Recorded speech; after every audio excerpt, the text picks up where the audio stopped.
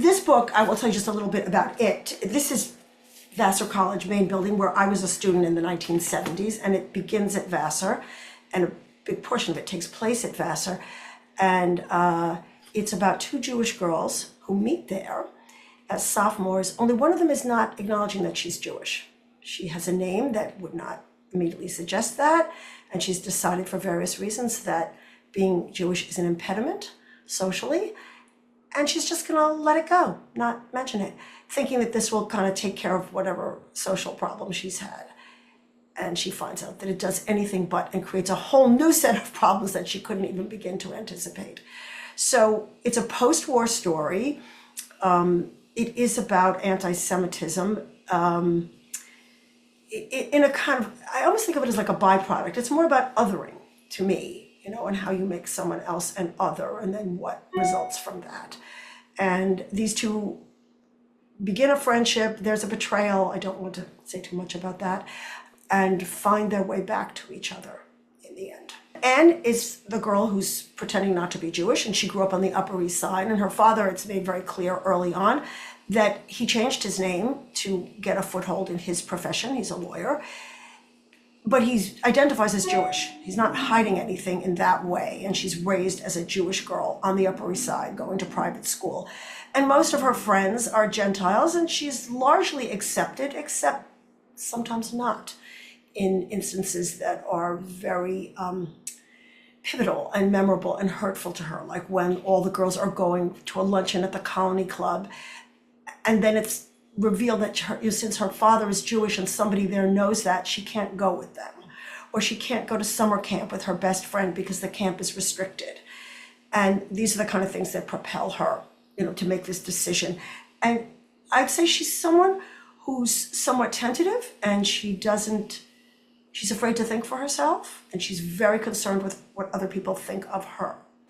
Delia, in contrast, is an American who was raised in Paris to Jewish parents who are American citizens, but bohemians, and the mother's an artist, the father's an art dealer, and they have a very nice life in Paris and in the south of France until the war happens and the Nazis march into Paris and occupy Paris. And her parents are able to get out because they're Americans, so they're not, in that situation where they can't escape. They do, or the plan is that they do. However, her mother gets left behind in circumstances that are really mysterious. They don't know what's happened to her. She and the father have had a fight, and she storms off, and they're set to leave, and she doesn't show up.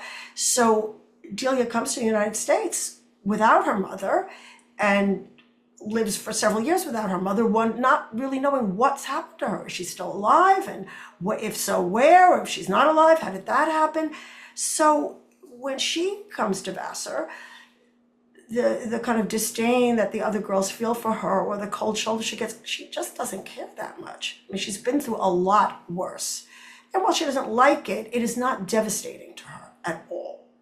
She's someone who's had to form some sense of herself early on, because that's what the circumstances demanded. Having been a student there myself, the past of the school was somehow very present. And you could understand its culture even then, what kind of place it was.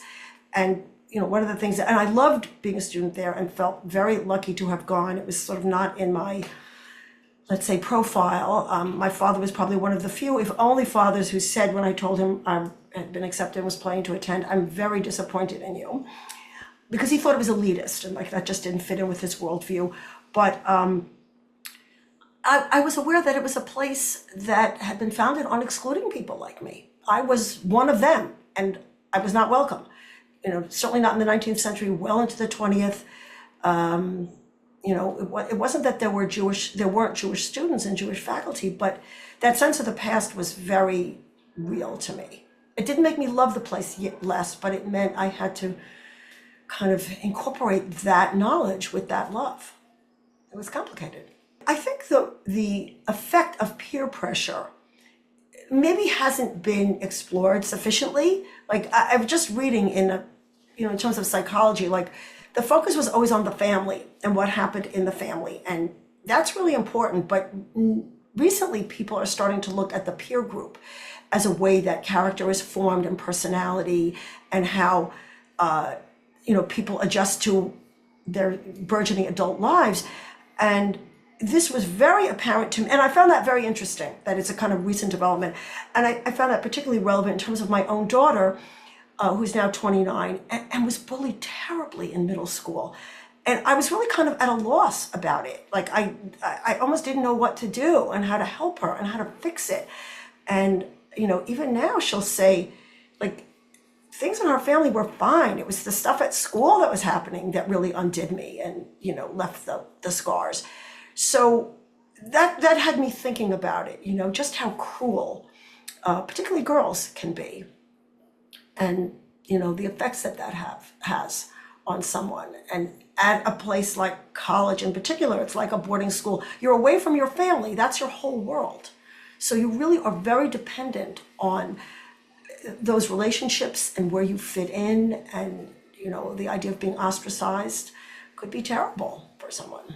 I love finding just those little arcane details, and that what tea was served every day in the Rose Parlor, Monday through Friday in the Rose Parlor. And when I was at Vassar, it had just gone co-ed, but it wasn't back in the 40s. So these dances were very important, as a kind of social, part of the social fabric, because how were you going to meet boys, or how were you going to meet girls if you went to an all-male school?